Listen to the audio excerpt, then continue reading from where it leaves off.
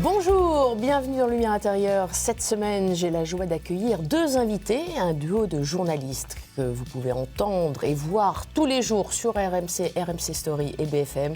Ils fêtent cette année leurs 20 ans de collaboration avec plus de 5000 émissions au compteur. Si je vous dis bonjour, c'est l'heure des grandes gueules, c'est l'heure des GG, je suis sûre que vous les avez reconnus. Olivier Truchot et Alain Marchal sont mes invités. Bonjour. Bonjour, très heureux d'être avec vous. De même, ravi de vous accueillir et bon anniversaire. Merci. 20 Tous ans. les deux, 20 ans. On les avait pas vus passer. Oui, vraiment. Non, c'est vrai.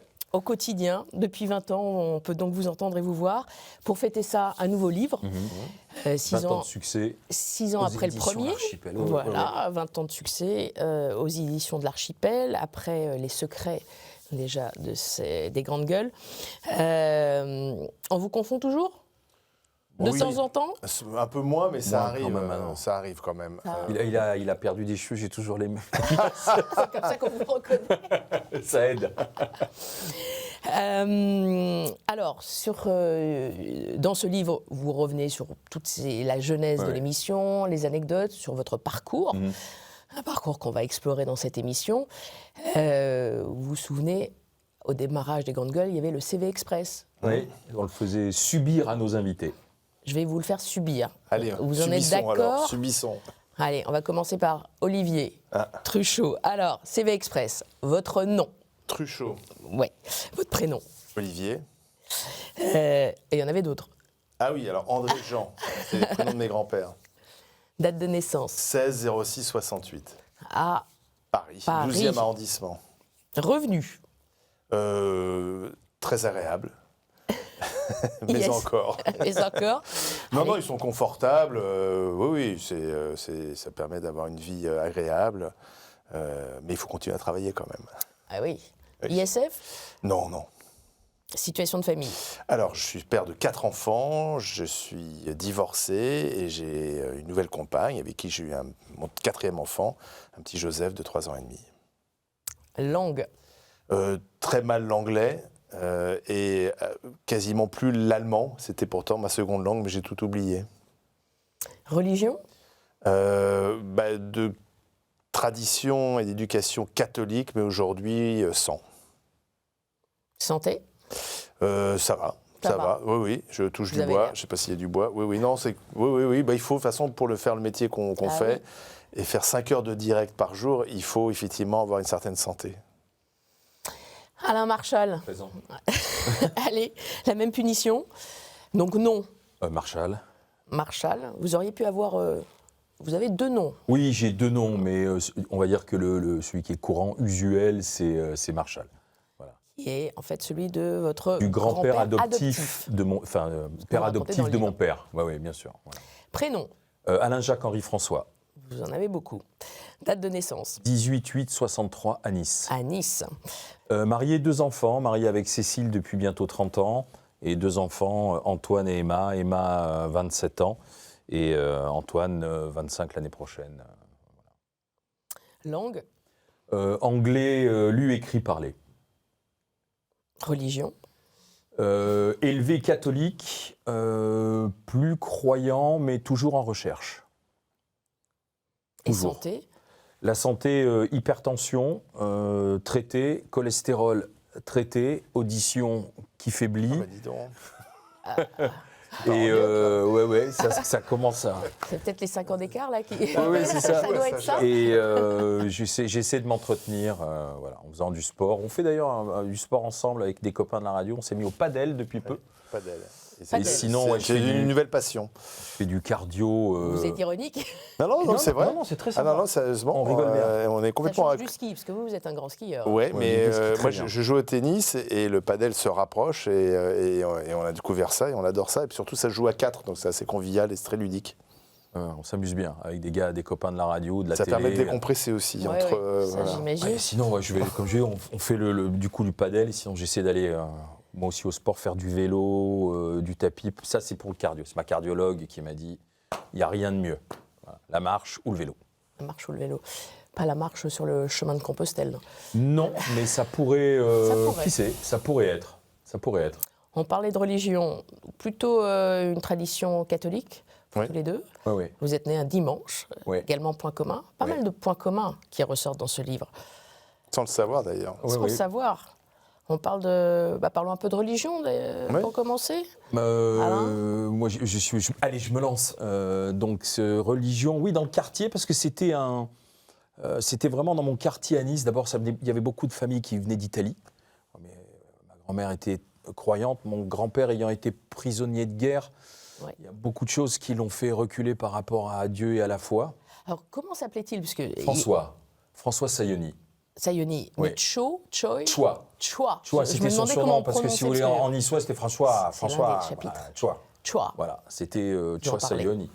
Et Simone, vous en parlez aussi. Et Simone, c'était ma C'est de l'autre grand-mère grand-mère paternelle, paternelle, effectivement.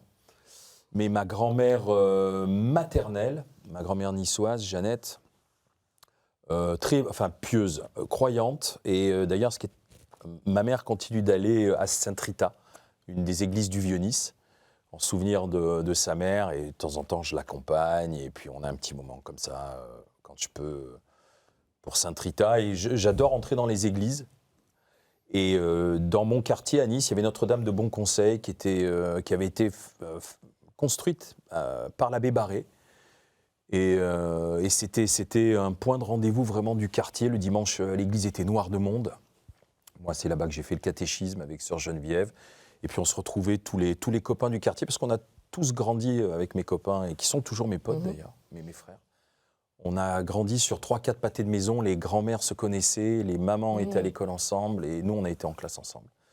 Donc l'église, avec l'abbé Barré, on y jouait au foot, on y riait, on se marrait, on faisait les sorties les après-midi avec sœur Geneviève. Et c'était vraiment un beau point de rendez-vous et d'épanouissement. Et vous pratiquiez tous les dimanches à Tous les Nice dimanches, j'allais à l'église, et puis comme on était un peu turbulent, il y avait aussi Monsieur Juarez, qui était l'intendant de la chapelle, qui nous surveillait. On était 3-4, il nous avait toujours à l'œil, et puis inévitablement, une fois sur 5, il y en avait toujours un qui se faisait sortir de l'église avant la messe, parce qu'il y avait des fous rires, parce qu'on faisait on faisait des grimaces, on faisait rire les uns les autres. Voilà. Mais c'était des bons souvenirs, quoi. Voilà, très bon. Et moins de messe aujourd'hui? Plus du tout, non. Très franchement, je n'apprécie pas la liturgie. Je n'apprécie plus la liturgie, qui est trop dans la contrition, qui est trop dans cette introspection de culpabilité. Et je me souviens, il y a quelques années, j'étais à la communion d'une de mes nièces au Mans, dans la cathédrale du Mans, qui est magnifique, sublime. Et il y avait le banc et l'arrière-banc des curés du Mans et l'évêque qui étaient là, et j'ai détesté sa prise de parole. Un point tel que mon beau-frère, qui lui est très croyant, m'a mis un coup de coude, et ma nièce aussi, en me disant « arrête ». Parce que j'avais envie de les interrompre en disant « vous êtes là devant la jeunesse, devant la vie, et vous êtes là à nous parler de la mort ». Et j'ai détesté ce moment-là. Et à la fin Vous avez failli intervenir en mode grande gueule. En mode grande gueule. Oui, mais à la fin de l'office, je voulais aller les voir. Voilà. Je voulais aller les voir, et Vous auriez pu l'inviter. je voulais aller voir l'évêque et lui dire non, Comme il y a toutes changez vos prises de parole, arrêtez avec ça, quoi. Voilà. Ça m'avait foutu vraiment en rogne. Mais encore aujourd'hui, je vous dis, cette liturgie de devoir confesser, baisser le dos pour pardonner les péchés, vous ferez cela en mémoire de moi. Je n'aime plus tout ça. Ça me met en colère, vraiment. Parce qu'on a baigné là-dedans, le monde baigne encore là-dedans, et je trouve pour avancer, on devrait s'extraire de tout ça. Et je pourrais vous réciter la messe quasiment par cœur encore aujourd'hui. Pardon, c'était mon moment. Non, mais c'est intéressant. Il avait des choses à régler. Oui, j'étais sûr. Il attendait d'être à KTO. J'étais sûr. Non, mais parce que c'est des sujets. Et cette colère, elle date de quand? Parce que de quand elle date? Elle date d'un chemin que j'ai fait personnellement, en lisant beaucoup d'ouvrages, en entendant beaucoup de témoignages de gens qui avaient été déçus par l'Église, en lisant. Les dernières affaires dans l'Église m'ont pas vraiment réconcilié. Il y a des hommes formidables dans l'Église, hein. C'est pas ce que je remets en cause. Mais et puis en entendant des gens qui n'ont pas forcément trouvé le secours, le moment voulu dans l'Église. Et puis en en voyant beaucoup de gens aussi. Je suis allé à Jérusalem 2 fois. J'ai emmené ma femme aussi. Parce que vous voyez, je voulais y aller, je voulais me rendre compte de la Terre Sainte. Je voulais comprendre et éventuellement ressentir. J'ai pas ressenti. Pourtant, je suis ouvert. Et j'ai vu beaucoup de choses de la foi et de ce que la foi peut provoquer chez les gens. Et une attente qui n'est pas forcément récompensée. Et parfois, les hommes d'église ne trouvant pas les mots, les bons mots, pour pouvoir réconforter ces personnes-là, quoi. Et je trouve que parfois, ça leur laisse beaucoup d'espoir vain et que ça manque de vérité. Vous n'avez peut-être pas fait forcément les bonnes rencontres. Vous me disiez hors antenne que vous envisagez peut-être une bénédiction pour vos 30 ans de mariage. Peut-être. Mariage au départ à Las Vegas, mais ensuite à oui, l'église. peut-être. Je me laisserai je me laisserai peut-être faire. On verra. Ce sera une discussion à avoir. Il y a toujours une partie de moi qui est ouverte. Et c'est une bataille. Une bataille. Ouais. Un paradoxe. Controverse. Oui, c'est ça. C'est le tour d'Olivier un petit peu, qui a aussi un lien avec la religion, j'ai moins de comptes une tradition catholique, peut-être moins de comptes à régler. J'ai moins de rancœur. Donc, les frères maristes, pour vous, alors, parce entre autres. En fait, donc, je baigne dans une culture, une éducation religieuse, un peu de tradition dans ces familles catholiques où on baptise les enfants. J'avais un grand-père maternel qui était très croyant, qui allait à la messe tous les dimanches. Ma grand-mère n'y allait pas. Et donc, mes parents nous ont baptisés. J'ai fait le catéchisme. J'aimais bien, c'était des moments effectivement sympathiques. Ensuite, au collège, j'arrive dans le privé, à Toulouse. Je suis chez les frères maristes, un peu par hasard, parce que c'était le collège qui était près de chez nous. Et ensuite, je suis au lycée Sainte-Marie-des-Champs, toujours à Toulouse. Donc là, c'était plutôt les bonnes sœurs qui nous surveillaient. J'ai en mémoire notamment sœur Dominique, qui avait fort à faire avec nous. Et puis ensuite, j'ai fini ma scolarité dans une boîte à bac en terminale avec, là, c'était les protestants. Ouais, bref. Et c'est vrai que j'ai toujours baigné là-dedans. D'ailleurs, un de mes premiers boulots en tant que pigiste, lorsque j'étais encore à l'école de journalisme, c'était travailler pour Radio Notre-Dame. Qui était une bonne radio, qui avait beaucoup de moyens. Enfin, en tout cas, pour un jeune journaliste, c'était une bonne chose, parce qu'on faisait plein de choses. Voilà. Donc moi, j'ai toujours été ouvert à cette culture catholique, baignant dedans, mais c'est vrai que je me posais pas trop la question de savoir si je croyais ou pas quand j'étais dedans, parce que finalement, j'étais peut-être influencé par mon entourage, donc je pouvais aller à la messe, etc. Et en devenant adulte, en réfléchissant un peu plus, c'est vrai que je me suis aperçu que je n'avais pas la foi. Et que je n'allais pas me mentir à moi-même. Donc, ce qui fait que mes enfants, je ne les ai pas baptisés, sauf le petit dernier, parce que sa maman, qui elle est à la fois catholique, le voulait, et donc j'ai respecté son choix. Pour moi, ce n'était pas un enjeu particulier, et pour elle, c'était important. Voilà, Le dernier qui s'appelle Joseph. Et en plus, il s'appelle Joseph, donc il pouvait que être baptisé. Mais j'aime toujours rentrer dans les églises et cathédrales, et bien sûr, ça fait partie de mes racines. Alors, tous ces parcours que vous nous racontez, on les trouve dans ce livre, 20 ans de succès, où vous rendez aussi hommage, évidemment, au fameux GG. Il y en a eu beaucoup, certains ne sont plus là. Jacques Maillot, Didier Giraud, Étienne Lebig, Elina Dumont, je ne vais pas tous les citer, Charles Consigny, qu'on voit encore beaucoup. Je ne vais pas vous... Il y a eu un prêtre, hein. Ouais. Le père Patrice Gourrier. Patrice Gourrier. Resté une dizaine d'années avec nous. Qui avait un parcours atypique. Et un prêtre. Et ce prêtre... Il n'est plus là. Oui. Enfin, il n'est plus là, il est toujours en vie. Oui, il y a des... Non, c'est lui qui a décidé de s'éloigner. Mais il est assez longtemps avec nous, effectivement, de parcours la lumière atypique. médiatique. Ouais. Parce que jusqu'à 40 ans, il travaille dans le privé, il travaille chez Vivendi dans l'édition, et puis voilà, il a changé de vie, il est devenu curé à Poitiers. Ouais. Et c'est à ce moment-là qu'on l'a rencontré, il a écrit un livre pour raconter son parcours, c'était une lettre au prochain pape. Ouais. On était entre quel pape et quel pape, je ne sais plus. Entre Jean-Paul II et Benoît XVI, peut-être. Benoît XVI, oui. Et voilà, il nous avait intéressés par son parcours, son approche aussi de la foi. Et c'était quelqu'un de très bien. Puis à un moment donné, il est parti sur autre chose. Il est parti sur autre chose. Il y a beaucoup de gens comme ça qui sont partis sur d'autres choses. Ce qui est intéressant dans votre émission, c'est une émission qui donne la parole à toutes sortes de profils, à toutes sortes de personnalités, de tous les bords. Est-ce que... C'est difficile à poser comme question, mais est-ce qu'il y a un GG préféré quand même, ou, enfin, quelques personnalités emblématiques Pour marquer l'émission, pour j'ai vous une qui petite. remarquez J'ai l'émission pas, ou une j'ai pas une émission préférence, mais Non, pas une préférence, mais- Jacques Maillot, Ouais. qui a été un peu notre GG historique, le premier. Pourquoi ? Parce que c'était le premier à croire en nous. Ouais. Nous, on était inconnus. Lui, il avait déjà cette personnalité, ce parcours d'entrepreneur. Belle Il a frontière. cru à l'émission. Il était très enthousiaste. Et je pense que sans lui, peut-être que cette émission n'existerait pas parce qu'il nous a donné confiance. Et donc, Enfin, moi, personnellement, j'ai une affection particulière pour Jacques Maillot. Oui, et Et puis vous aussi, Alain je mettrais aussi une tendresse particulière, une affection pour Didier Giraud, notre agriculteur de Saône-et-Loire, Éleveur, parce que éleveur. c'est vraiment quelqu'un qui depuis 15 ans. Ouais, 15 ans, c'est l'un des plus anciens maintenant. À aucun moment, il n'a été autre qu'agriculteur. Il aurait pu peut-être profiter des rencontres ou des feux de la rampe, etc., pour changer.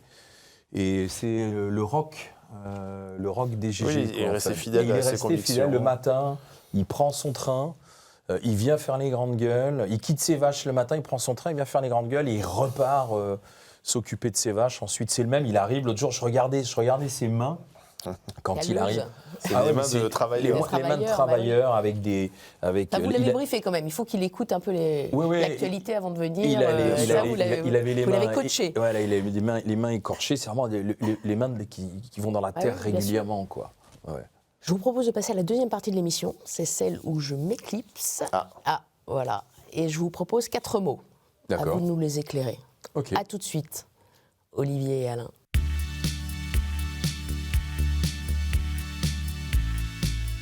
Vous êtes bien là, toujours côte à côte, ensemble. Allez, je vous propose le premier mot. Tiens, chacun va prendre un mot pour les 2 premiers, ça vous dit ? D'accord. D'accord. Oui, ça va être plus simple. Il n'y a rien qui s'affiche là. Hein. Pas encore. D'accord. Celui qui veut choisit. Allez, le premier mot, c'est couple. Ah, quoique, les deux peuvent l'évoquer, ce couple. Alors, couple d'animateurs, je veux bien couple prendre. en général, qui prend ? Allez, je prends. Couple, il y en a un qui dure depuis 20 ans, le mien dure depuis bientôt 30 ans. On ne s'est jamais engueulés tous les deux. Alors qu'avec ta femme ? Et avec ma femme, non plus. Ah bon ? Donc, comme on dit, pourvu. Mais c'est un miracle. Ah, finalement, je devrais croire, alors vous avez raison. Exact. Non, c'est vrai. C'est vrai parce que c'est une question d'aménagement, de compréhension, de dialogue à chaque fois, quoi. Donc, pour le moment, ça tient. Tant mieux. Oui, mais l'engueulade n'est pas forcément une mauvaise chose dans un couple. Moi, je pense qu'au contraire, il faut de temps en temps un peu s'engueuler. Il ne faut pas que ça soit artificiel, mais ça permet de dire des choses. C'est pas forcément c'est pour ça que je dis ça ne signifie pas Ah, toujours rupture. je suis d'accord. Mais c'est pour ça que je dis que c'est. Il n'y a pas d'obligation. Il y a dialoguer, se comprendre, s'écouter. Ce qui est insupportable, c'est les couples qui s'engueulent en public. Qui prennent les autres un peu en spectateurs. Il y a des couples qui fonctionnent comme ça. Et c'est un peu énervant. J'ai eu autour de moi, c'était leur mode de fonctionnement. Oui. Et ça, d'ailleurs, ça n'a pas tenu très longtemps. Il y en a qui tiennent très longtemps, mais c'est insupportable pour les autres, en fait. Vous vous estimez plutôt couple, duo, tandem ? Qu'est-ce que vous préférez comme appellation ? Oh, Duo, ouais, c'est bien. Duo, parce que couple, il y a une notion. On vit pas ensemble. Voilà, on vit pas ensemble. Heureusement, d'ailleurs. Presque. Non, on passe 12 heures ensemble par jour. Non, on plus passe que 12 heures, vos, oui. vos mais compagnes. C'est vrai. C'est vrai. Et là, on a rajouté encore un peu avec le sport, avec le padel. Mais on passe pas nos vacances ensemble, on passe pas le week-end ensemble. De temps en temps, on se retrouve dans des dîners, on peut se retrouver dans des soirées. Mais de façon à ce qu'il y ait quand même cette respiration aussi. Je passe plus de temps avec Olivier qu'avec ma femme, quand même. Oui, c'est ce que je disais. Oui, sur bien sûr. l'ensemble d'une journée. Est-ce qu'on peut dire que vous êtes complémentaires ? Le couple fonctionne grâce à la complémentarité. Oui, sûrement, oui. Oui, les gens qui se ressemblent trop, à mon avis, ne forment pas un couple très longtemps. Il faut que moi, ma vie personnelle, c'est ce que j'ai toujours ressenti dans les couples que j'ai pu former.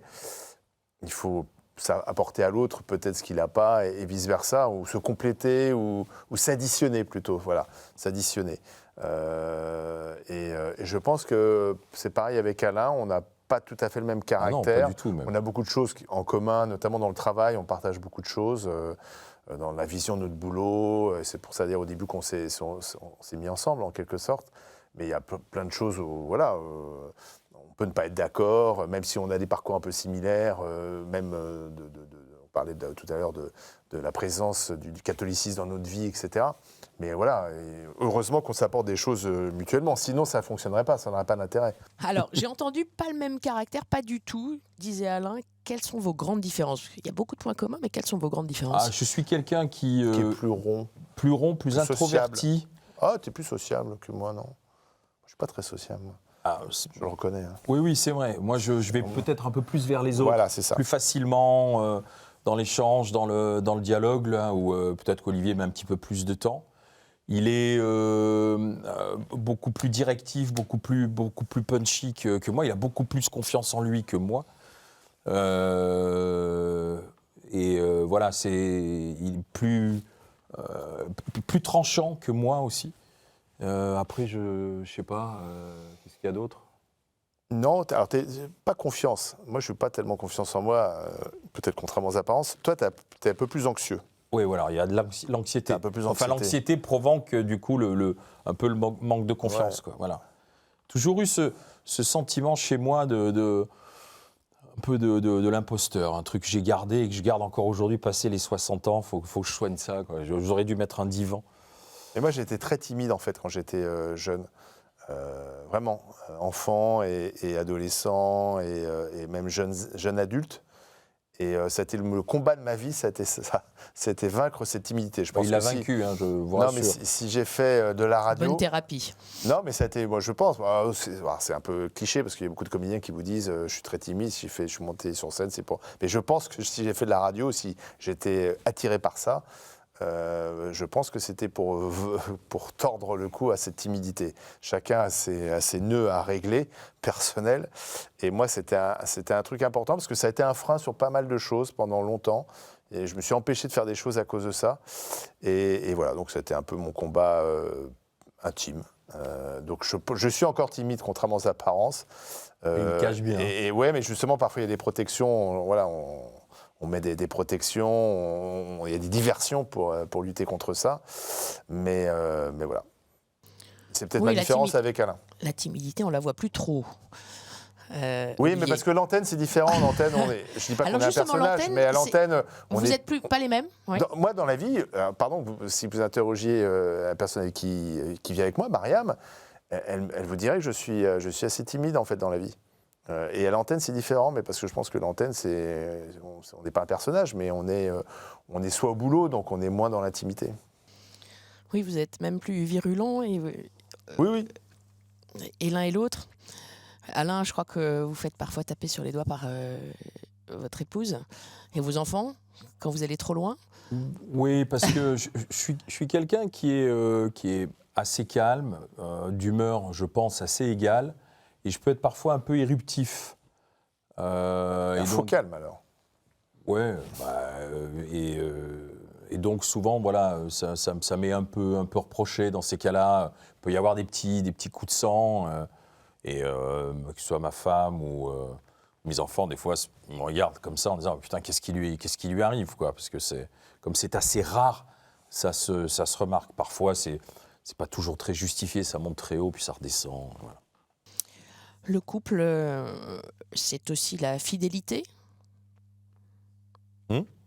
Déjà, vous avez des caractères fidèles. Vous êtes fidèle. On est quand même plutôt fidèle déjà professionnellement parce qu'on est ensemble depuis 20 ans et on est toujours dans la même boîte. Alors qu'on a eu des sollicitations et finalement, on était quand même assez fidèle et loyal professionnellement. Et moi, je pense qu'on partage à peu près la même avis là-dessus. C'est-à-dire que c'est assez important pour nous, la loyauté, et ça marche dans les deux sens. Et dans la vie, j'ai vécu 27 ans avec ma femme, et maintenant je suis avec mon amoureuse Mariam, et oui, la fidélité, c'est important. C'est-à-dire que c'est important, c'est de construire les choses dans la durée. Ah, vous m'ouvrez la porte vers le deuxième mot, le couple et la fidélité. Le couple et la longévité. C'est un mot qui résonne pour vous? Oui, parce que d'abord, on le prouve depuis 20 ans et c'était pas gagné parce que c'était vraiment un saut dans l'inconnu, cette émission. On a essuyé beaucoup de critiques. Elle a mis du temps... elle s'est installée assez vite et puis après, le succès d'audience, ça met toujours, surtout en radio, beaucoup de temps. Longévité, je le prendrais aussi pour moi dans l'amitié. parce que ça vous guide. Pour moi, c'est un pilier. Longévité aussi dans mon couple, effectivement, dans mes attaches familiales. Je pense que c'est plus facile pour moi de me construire. Si vous voulez, dans ma vie de famille, il y a eu beaucoup de choses qui ont été interrompues brutalement. C'était avec des mensonges, beaucoup de choses. Et du coup, moi, je me raccroche à tout ce qui s'inscrit dans la durée, dans la longévité, dans la franchise et dans la vérité. Voilà. J'ai grandi dans une famille où il y a eu énormément de secrets à tous les niveaux, qui remontent à très loin. Donc, c'était important de casser ces ruptures. Et si vous voulez, longévité, pour moi, je le vois comme une espèce de ligne droite, comme ça. Voilà. Sans cassure. Et c'est le cas d'ailleurs quand on lit la fin de votre ouvrage, puisque on espère fêter les 40 et les 50 ans des Grandes Gueules. Vous imaginez une Lucie et une Juliette vous remplaçant. Ah oui, alors ça, c'est Michel Topman, notre co-auteur, qui a imaginé effectivement un peu la science-fiction, la politique fiction. Ouais. Oui, enfin, dans 20 ans, on ne sera peut-être plus là, non. Mais enfin, on sera peut-être plus là, on sera peut-être plus à l'antenne. Mais la longévité, c'est important dans notre métier. Alors, parce oui, que longévité, Olivier. Oui, la longévité dans notre métier, c'est important. C'est-à-dire que souvent, ce que je dis maintenant plus jeune, maintenant avec du discours, non mais je dis, c'est bien d'arriver dans ce métier, mais il faut durer. Et qu'il y a eu beaucoup de carrières éphémères, de gens qui, d'une façon assez spectaculaire, apparaissaient et puis après ont disparu. Donc voilà, une vie professionnelle, c'est très long dans notre métier. Il y a peu de place. Il y a beaucoup de pression. Nous, on travaille dans le privé, donc la pression, c'est l'audience. On a beau faire de très belles émissions, s'il n'y a pas d'audience derrière, ça se termine. Donc ça, il faut le gérer. Et donc, durer, c'est quasiment aussi important qu'y arriver, en fait. Et je pense que ça se juge aussi là-dessus. Et j'ai toujours été assez admiratif des journalistes qui avaient fait comme ça des carrières dans la durée, qui avaient tenu le cap. Et je trouve que c'est plutôt un modèle. Oui, un modèle de construction, de persévérance, d'endurance. Aussi. Ce sont aussi des mots importants pour vous. Oui. Vous avez tous les deux connu le chômage. Oui. Un peu moins moi que toi. Des carrières de pigistes, en fait. Mais au tout début, moi, alors, bizarrement, j'ai commencé chômeur, moi, quasiment. Parce que j'ai fait mon service militaire. Et en sortant de l'armée, en plus c'était aux années 90, 94, déjà à l'époque la presse était en crise, ça a toujours été un peu en crise, mais à l'époque c'était une période de chômage assez important en France. Il n'y avait pas aussi toutes les chaînes info, il y avait qu'LCI qui allait se créer. Je crois qu'ils avaient reçu 3000 CV parce que finalement tout le monde cherchait du boulot. Et donc j'ai un peu galéré, je faisais des piges, je me suis inscrit au chômage 3 mois et je venais d'avoir un enfant, mon premier fils, qui va avoir 30 ans. Et donc, il fallait se démerder, quoi. Et il fallait donc, j'étais au chômage, puis après, j'ai trouvé du boulot, des piges à droite, à gauche, quoi. Mais bon, après, ça apprend aussi, ça apprend la précarité, et puis il faut se bouger. Ah oui, vous êtes bien bougé. Toi, tu avais connu un peu plus longtemps une période de chômage. Oui, parce que moi, j'ai été dans un plan social en 92 à Monaco, j'étais déjà à RMC. Comme j'étais en contrat monégasque, c'était des contrats courts, des contrats d'un mois. Donc, ils ont fait un plan social et moi, j'étais dans une radio FM. Donc, tu as pris ta revanche sur RMC. Ils nous ont virés en une semaine, effectivement. Et je trouvais ça profondément injuste parce qu'on y était toute une équipe et on était une espèce de petit laboratoire d'idées. Et on marchait, on avait des bonnes audiences. Et souvent, ils venaient nous piquer des idées, des OP qu'on mettait en place. Et j'avais trouvé ça... injuste. Et avec quelques copains, comme ça, on s'est retrouvés sur le carreau. Je me suis dit, je vais avoir 30 ans. Je me donne un an pour continuer dans ce métier de journalisme. Et j'ai été viré en septembre 92. Et je m'étais donné jusqu'en septembre 93. Et j'ai trouvé du boulot en juillet 93. Sinon, j'ai arrêté le métier. Oui, c'est ce que j'ai lu. Sinon, vous pensez au tourisme ? Ouais, tu serais directeur du tourisme, l'office du tourisme de Nice. L'office du tourisme de Nice, pourquoi pas. Non, mais je m'étais dit, il fallait que je bouge, j'avais la bougeotte. Donc je m'étais dit, le tourisme, ça me permettra de voyager. Donc j'avais comme ça, effectivement, il y avait les comités du tourisme. Je voyais, il y avait American Express, je me souviens, j'avais fait une OP avec eux. Ils avaient des types qui partaient partout dans le monde, monter des bureaux. Je m'étais dit pourquoi pas. Voilà, c'était ces petites choses que j'avais mis de côté comme ça. Et puis bon, finalement, j'ai trouvé un job et j'ai voyagé virtuellement parce que j'ai trouvé un travail à Radio France Internationale. Et tous les jours, j'avais l'actualité mondiale et j'avais quasiment une map monde sous les yeux et je découvrais des pays et des capitales dont j'ignorais l'existence. Ça a été très formateur. Pendant 7 ans environ, avant la rencontre. Ça m'a permis d'aller une seule fois en Afrique, à Dakar. Au Sénégal. Voilà, j'étais à Dakar et puis après, pendant 3-4 jours, on s'est promené dans des villages comme ça autour de Dakar, et de découvrir autre chose, de rencontrer d'autres gens. Ça aussi, ça a été un bon moment. Et vous, Olivier, pendant ce temps-là, Autoroute FM, oui, la bougeotte dans un autre genre. Oui, sur la route. Sur la route. Traçais. Écoute, ouais, c'est un peu par hasard, parce que j'avais un de mes profs de journalisme qui était patron d'Autoroute FM, mais à Lyon, parce qu'il y avait plusieurs. Donc j'avais fait 3 mois là-bas, après je suis revenu sur la région parisienne et j'étais voir celle qui était en région parisienne. Et j'ai fait des piges comme ça au début, puis après ils m'ont embauché et après j'ai été nommé rédac chef, j'ai progressé.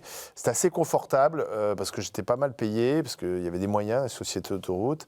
Mais après je m'ennuyais un peu quand même et c'était un peu une prison dorée, c'est-à-dire que j'avais un salaire, j'avais une voiture de fonction à un moment donné, j'avais aussi déjà 2 enfants. Donc voilà, je faisais tourner la marmite, comme on dit. Mais en même temps, je me disais, voilà, je ne m'épanouis pas complètement, il faut que je trouve quelque chose, il faut que je me mette un peu en danger. Et le problème, c'est que comme j'avais des enfants, je n'osais pas casser mon CDI. À l'époque, le CDI, c'était très, très important. Pour les nouvelles générations, visiblement, ça allait moins. Donc j'avais des propositions, mais c'était des choses plus précaires, etc. Donc à chaque fois, je refusais. Et puis finalement, il y a le projet d'Alain Veil que je découvre dans la presse et qui m'intéresse. Je me dis, tiens, il veut lancer une nouvelle radio, une nouvelle façon de faire la radio talk. Il se trouvait que ma mère connaissait la mère d'Alain Veil, parce qu'ils jouaient aux cartes ensemble. Au bridge. Voilà, au bridge, exactement. Et donc, c'était une fenêtre d'entrée. C'est-à-dire, je lui ai écrit, parce qu'à l'époque, on écrivait encore des lettres de motivation. Je lui dis, voilà, je me présente. Nos mères jouent ensemble, mais voilà. Ça aide. En fait, ça m'a permis d'avoir un rendez-vous. Le jeu de la carte. Voilà, le bridge m'a permis d'avoir un rendez-vous, et j'ai été reçu par le bras droit d'Alain Veil qui s'appelle Franck Lanoux, et ça tombe bien en fait. C'est comme quoi toutes les expériences servent. C'est ce que je raconte souvent. C'est que grâce à Autoroute FM, j'étais embauché à RMC parce qu'ils voulaient lancer un décrochage parisien d'RMC, parce que RMC n'existait pas à Paris en termes d'auditoire. Il y avait une fréquence pourtant, et donc il fallait lancer de la circulation, des infos pratiques, et ça je savais faire. Je leur ai dit, écoutez, moi je vous embauche des journalistes qui vont faire le trafic, on va essayer de passer des accords avec G7, vous voulez même avoir un hélicoptère qui tourne autour de Paris comme aux États-Unis, mais ça c'était pas possible parce qu'on n'a pas le droit de faire tourner un hélicoptère au-dessus de Paris. Enfin bref, et en fait Autoroute FM a été ma porte d'entrée à RMC, plus que le bridge finalement, et puis après je suis parti sur autre chose. Et là, comme quoi toutes les expériences sont bonnes. Après le pont, l'autoroute, le pont. C'est ça. Je file la métaphore. Vous avez l'impression que c'était écrit tout ça quand même, cette rencontre, cette longévité. Là on revient. Allez, 3e mot. Oui, mais justement. Allons-y. Allez, ça peut résonner avec le 3e aussi. Liberté. Liberté. Alors, déjà, on nous a toujours foutu la paix en 20 ans. En 20 ans de boulot ici. Après, on s'est aussi acheté notre liberté en quelque sorte. Le succès. Mais on a eu la chance en montant cette radio et ce projet. Enfin, en montant cette radio. Ça fait 24 ans maintenant. Comment ça m'approprier. On y a un peu quand même participé. Mais c'est la maison. La maison. On a eu la chance de bénéficier de cette liberté. Il a fallu que la direction de l'époque, Alain Veil, Franck Lanoux, bataille, parce qu'on avait des pressions, etc. Mais on a toujours fait les GG en étant protégé, en étant libre. Voilà, ça c'est bien dans ce métier. C'est bien. La liberté, pour moi, c'est ce qui est le plus important. J'ai fait aussi ce métier pour être libre. J'ai jamais tellement aimé, c'est pour ça qu'à l'école, ça se passait pas très bien. J'avais du mal avec l'autorité. J'ai toujours eu un peu de mal avec l'autorité d'une manière générale. Et en même temps, vous étiez timide. Et en même temps, j'étais timide. Mais je me rebellais souvent. Bizarrement, les seuls moments où je l'ouvrais un peu, c'était quand il y avait les profs et je répondais aux profs. C'était un problème. Il ne faut pas répondre aux profs. Insolent. Voilà, j'étais insolent, exactement. Mais ça aussi, ça sert après. Mais, Ça sert après. ça peut servir. C'est comme la curiosité qui n'est pas un vilain défaut pour notre métier. Et la liberté, je trouve que c'est vraiment ce qui est le plus important dans notre boulot. C'est d'être libre, de pouvoir raconter ce qu'on voit, de raconter ce qu'on pense, et même si on se trompe.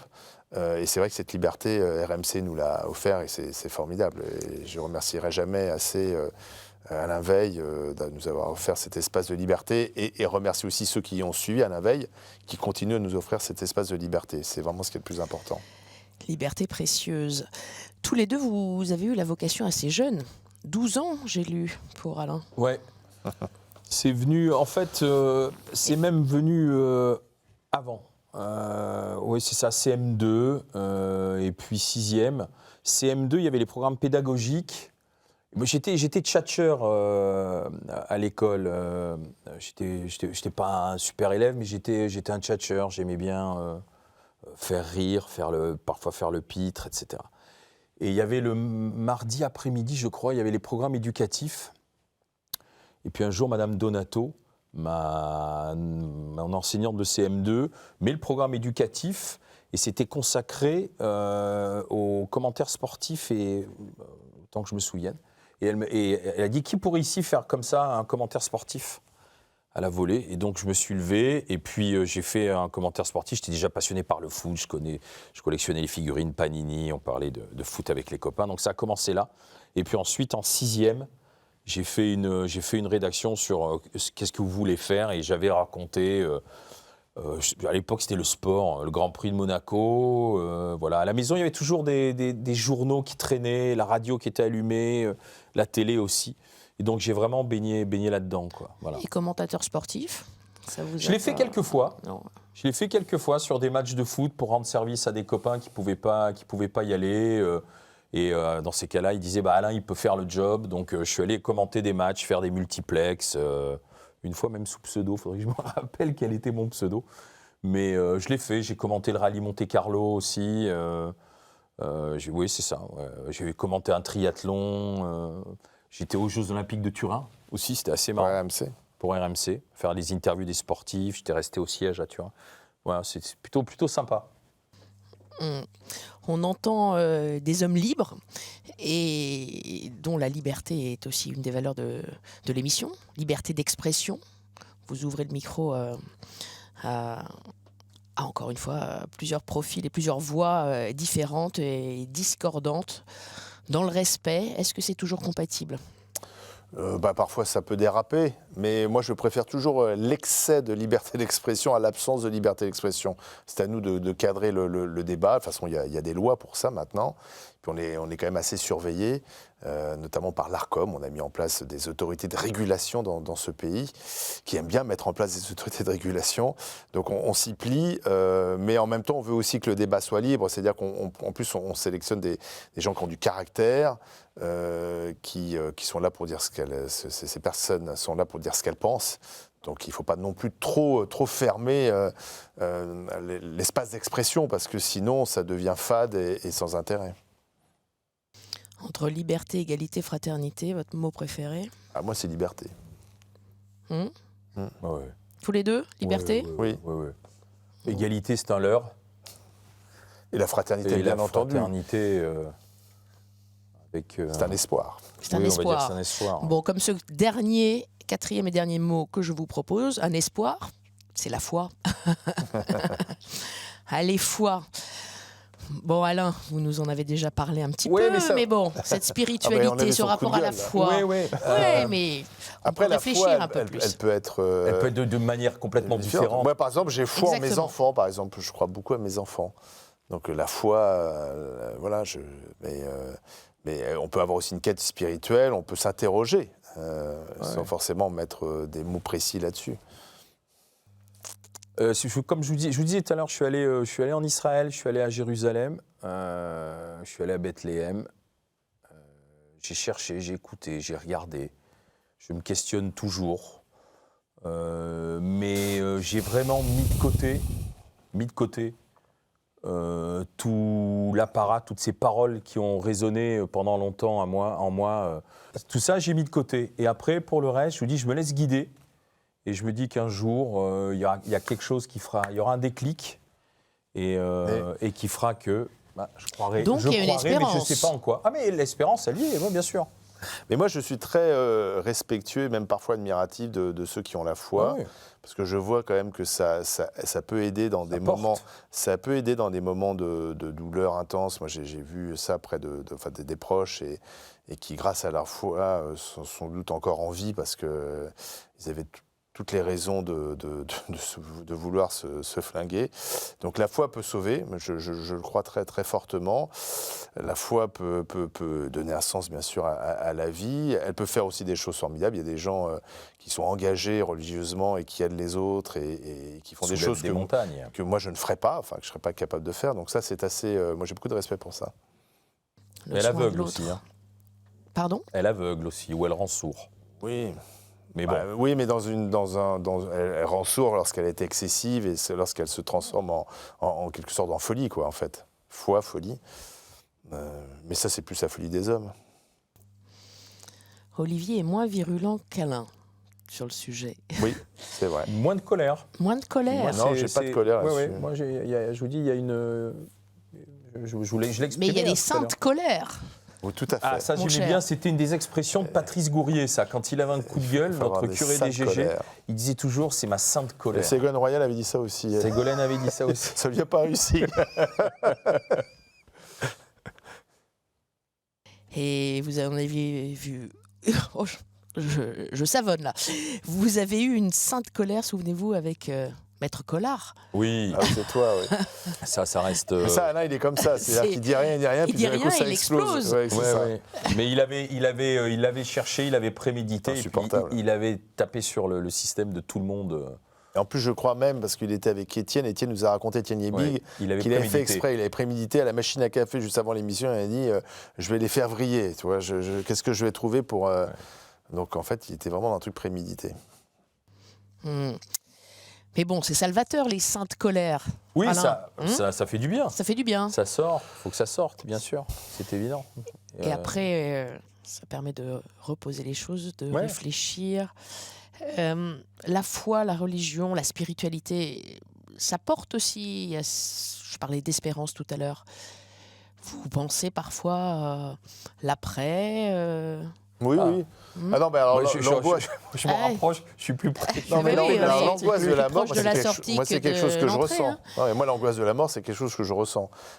Et depuis...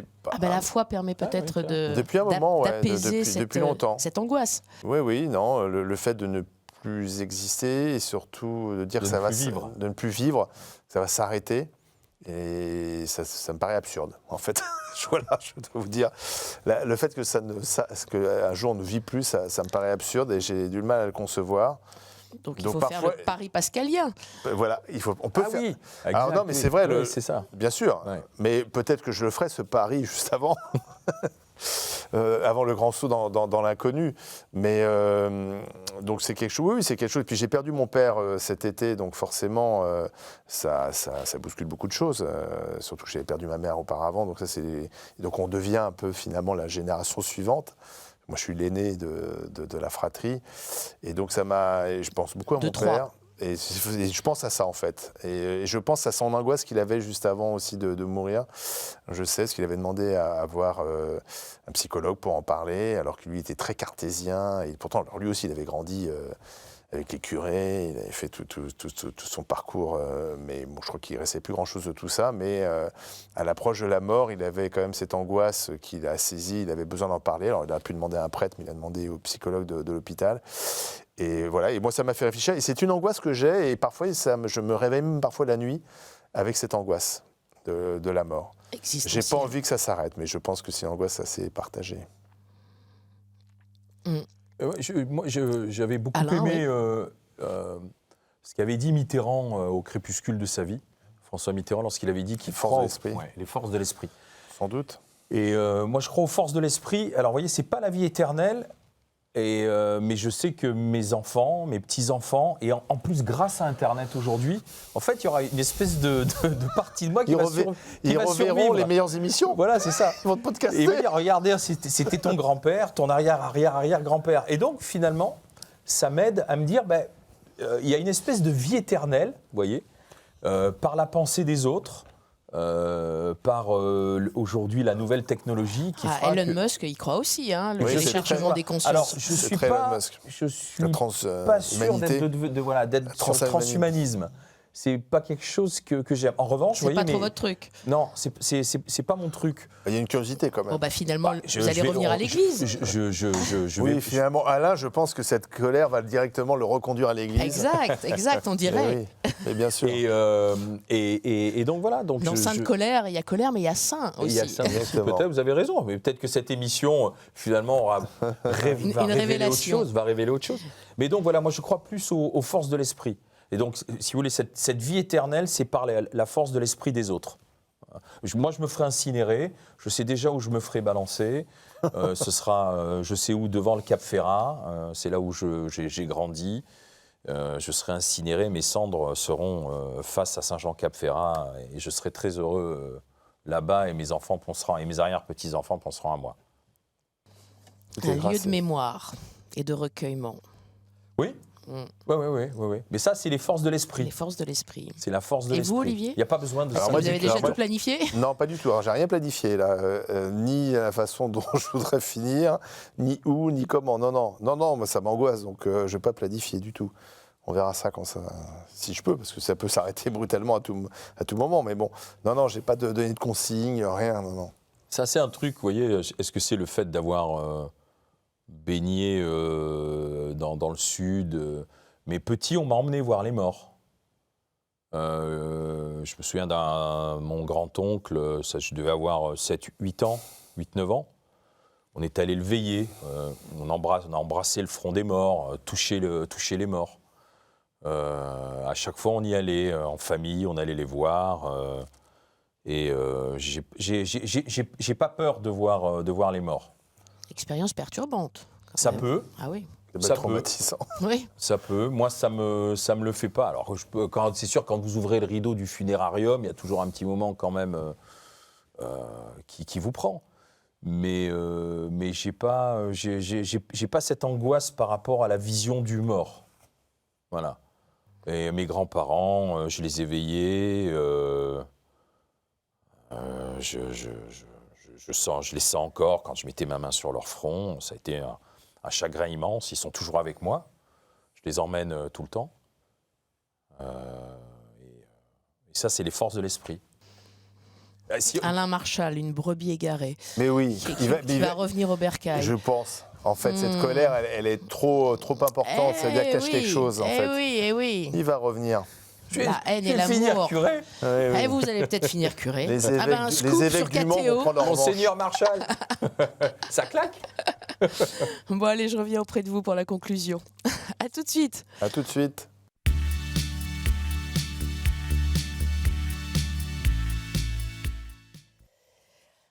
Alain et Olivier, je suis de nouveau en face de vous. Alors, Merci pour ce moment. Voilà, merci pour ce moment. Le ressenti de cette expérience, on était entre le confessionnal et le cabinet de psy. Ça change déjà Allez, des Olivier. interviews qu'on fait habituellement, donc c'est assez agréable.